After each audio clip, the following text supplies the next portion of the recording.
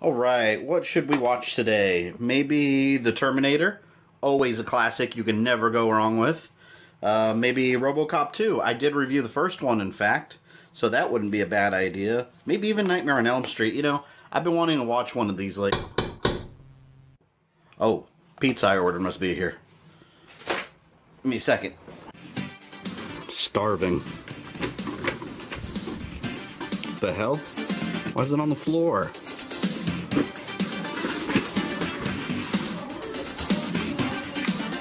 Oh. Ninja Turtles 2, Secret of the Ooze.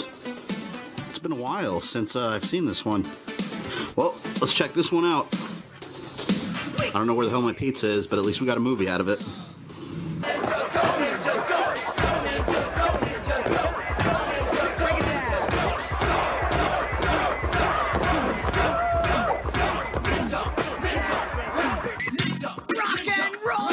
Teenage Mutant Ninja Turtles 2. The Secret of the Ooze. Awesome.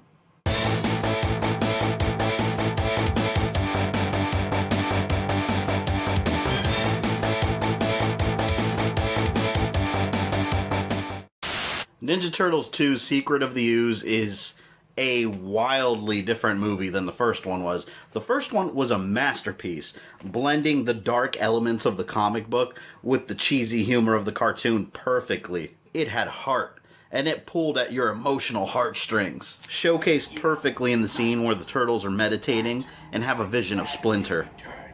With my final words, I love you all, my sons.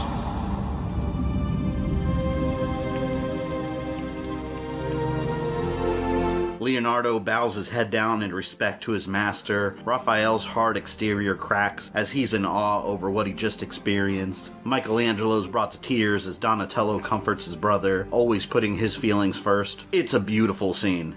Ninja Turtles 2 throws all of that out the window for a very short hour and a half of goofiness. I'm Raphael. Yeah, all the good ones and to know. Michelangelo. Oops. 2 words that could solve all our housing problems. Timeshare. Not quite ripe yet. Wait.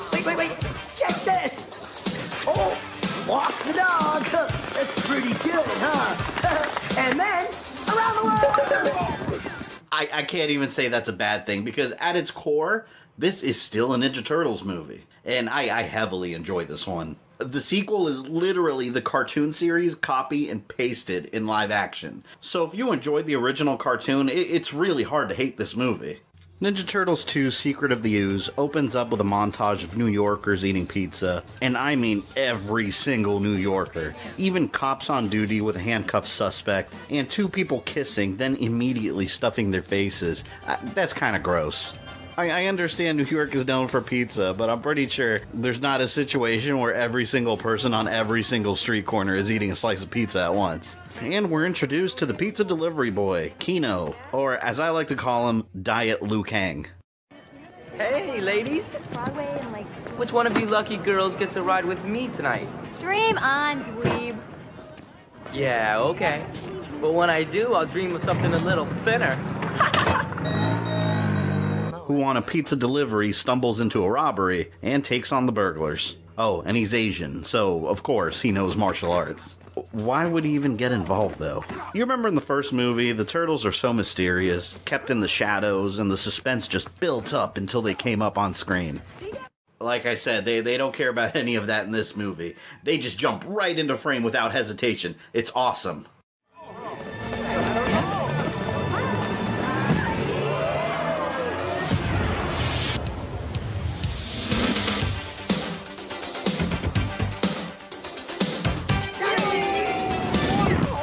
And here's where you could really tell how kiddie they went with this movie. The turtles aren't even fighting or using ninja moves. Not even their weapons, which are completely pointless in this movie.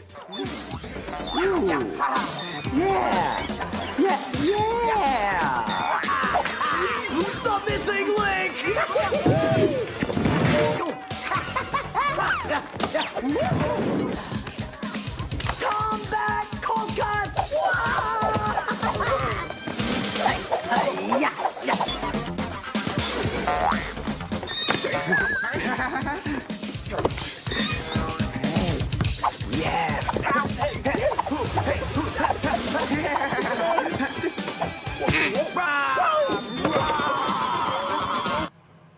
I don't know why. That scene is very funny to me. Let's watch it again.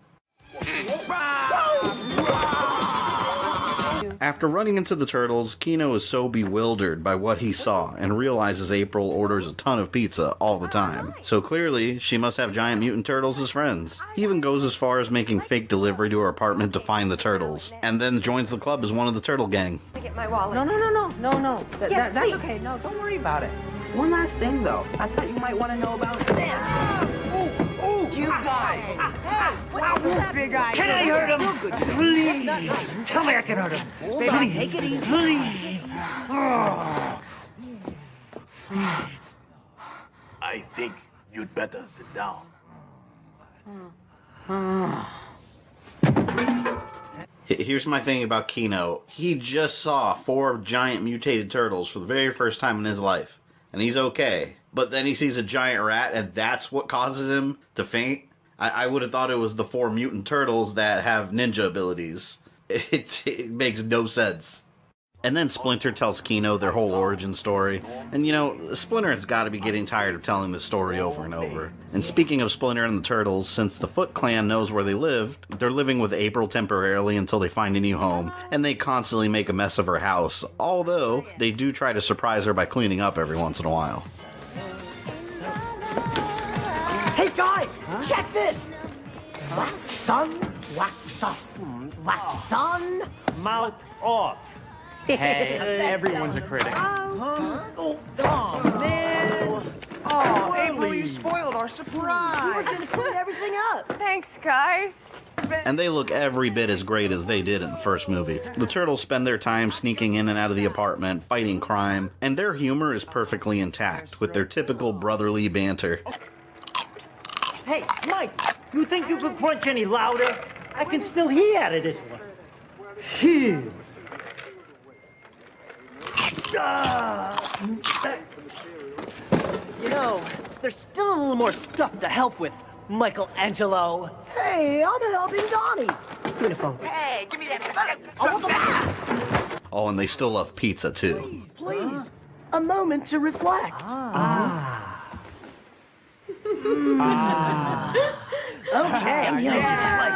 Ninja pizza. Ninja pizza? Pizza that vanished quickly without trace. Yo, Mikey, toss me a ninja slice.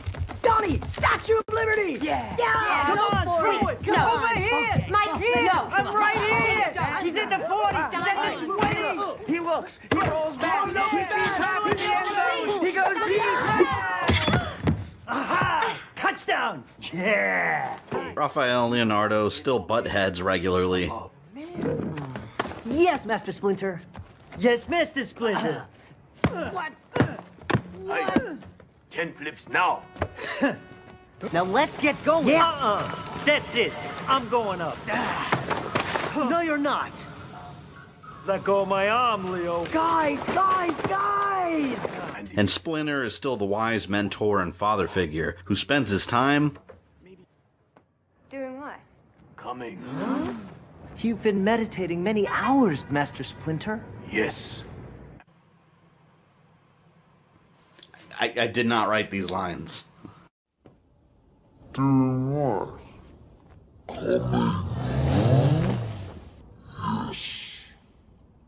And the Foot Clan is back as well. Most of them are in prison after Shredder's death, but what remains of them hides out in a junkyard led by Tatsu, Shredder's second in command, who does pretty much nothing in this movie but grunt and get easily knocked out by the turtles.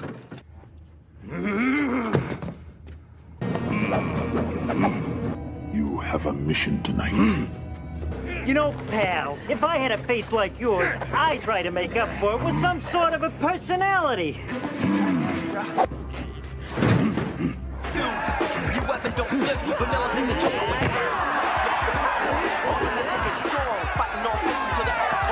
Shredder also returns from the dead in a scene right out of a monster movie.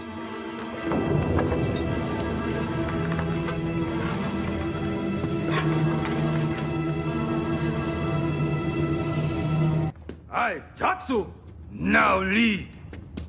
Let any who challenge step forward. I challenge.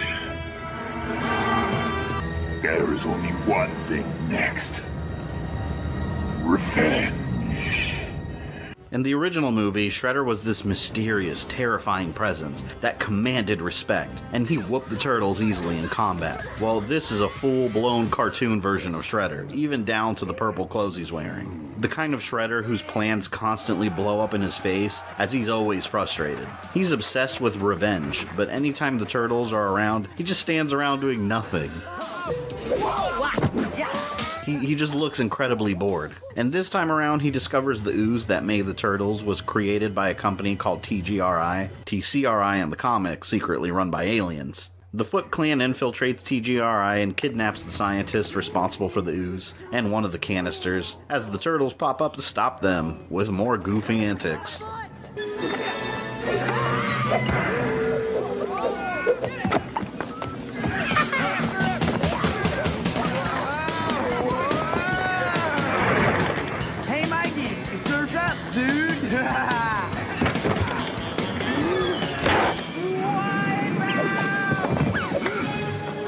Ninja vanish!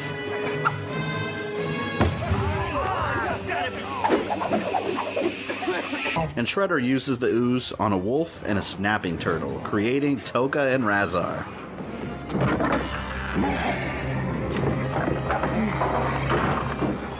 Wolf, snapping turtle, incredible.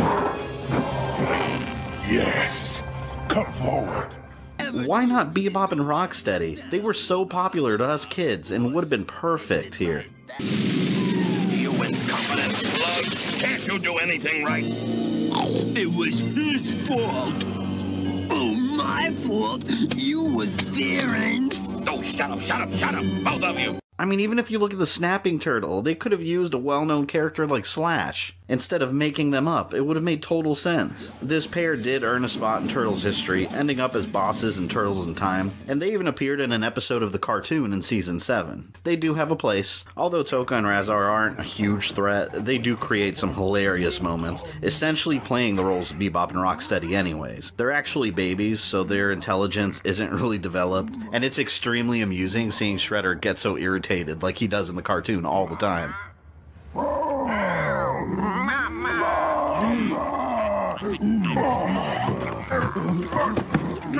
Get off me!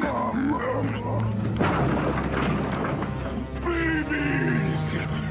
They're babies!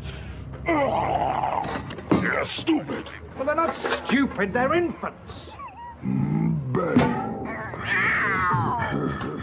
And when the turtles discover their true origins with the ooze, the movie actually gives us a small hint of seriousness, with Donatello wishing that there was more to their creation. What troubles you, my son? I don't know. I just always thought there'd be more to it. To the ooze. To, you know, us. I know. I always thought there'd be something. That... I thought we'd find out we were special. Do not confuse the specter of your origin with your present worth, my sons. I really like this scene because it does give the movie some sort of emotional depth, although it's only in this scene. The rest of the movie is just essentially very campy. And that really just about sums up the plot of the entire movie. Oh, and Raphael does go off on his own again and gets captured once again. Shredder!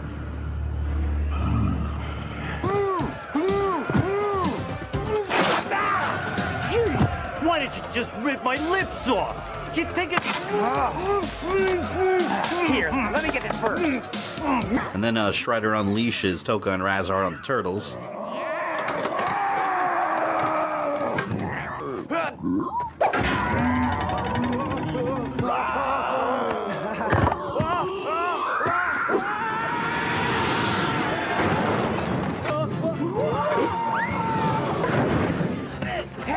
Hey, Mikey, we got the TGRI guy. Come on, come on, come on.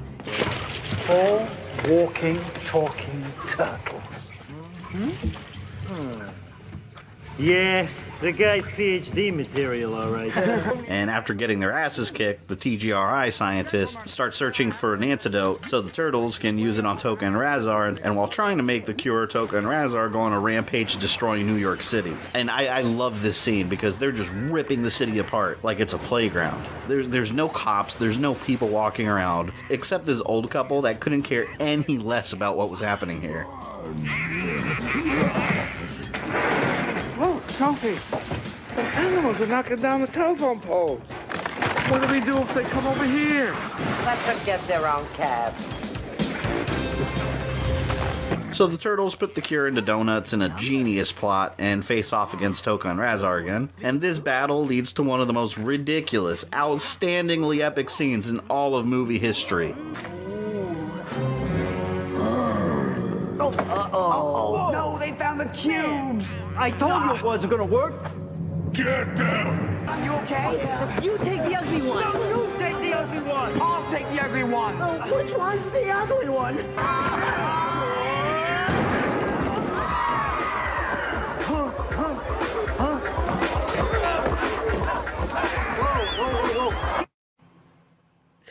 Wait a minute. So this secret criminal organization that's been on the run from the police has been hiding right next door to a nightclub this whole time? I can't. It's unbelievable. These monsters are all fighting and everyone is cheering them on like this is a normal everyday event. It's quite possibly one of the most hilarious things I've ever witnessed. And they even have Vanilla Ice here performing an original rap that he came up with all at the top of his head, apparently. The extremely catchy ninja rap. It's the green machine, gonna rock the town without being seen. Have you ever seen a turtle get down? Slamming and jamming to the new swing sound. Yeah, everybody let's move. Vanilla is in with the new jack groove. Gonna rock and roll the place with the power of the Ninja Turtle bass.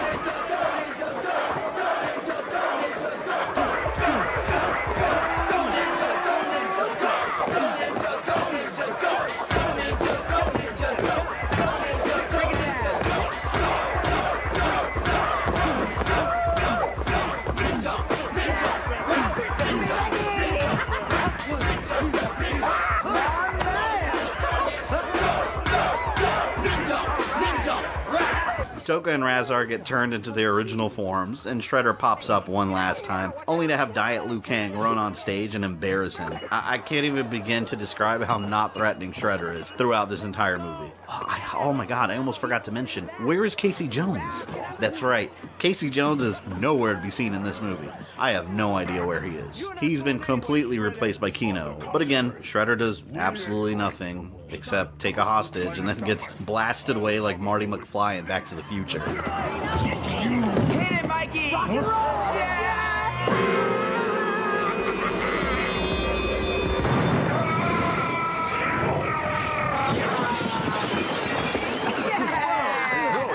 But Shredder still isn't done for. He uses the ooze on himself and turns into the giant, unstoppable Super Shredder.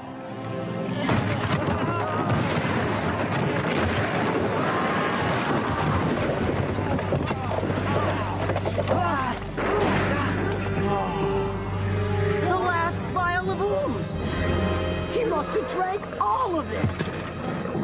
It's a Super Shredder! You know, I understand that Shredder just mutated. Does the ooze mutate clothes also? His helmet's completely different. He's got giant spike shoulders now, and he's even got those fake abs painted on. It's ridiculous. And this could have been such a cool fight scene, but it's over in the blink of an eye. I wanted them to have this big, epic battle with the turtles hitting him and then getting thrown around until they defeated him, but ends up being one of the most lackluster final battles I've ever seen in a movie. Shredder, you gotta listen to reason. Yeah. You're gonna destroy us all. And so be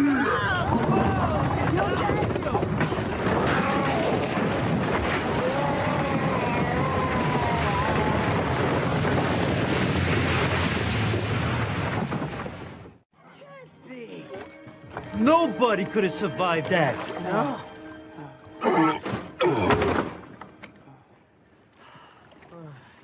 That's the end of the Shredder. That's right. Super Shredder was killed by some wood falling on him. Yet he can survive a garbage truck crushing him after falling off a building in his regular form. Like I said at the beginning of this review, Teenage Mutant Ninja Turtles 2: The Secret of the Ooze is a far cry from being a masterpiece, or even a well-made movie telling a compelling story. But if you watch it with the mentality that you're watching an hour-and-a-half long episode of the cartoon, you're bound to have a good time and you really won't be disappointed with this one. Check it out.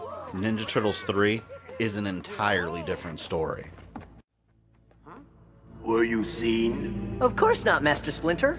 We practice ninja. The art of invisibility.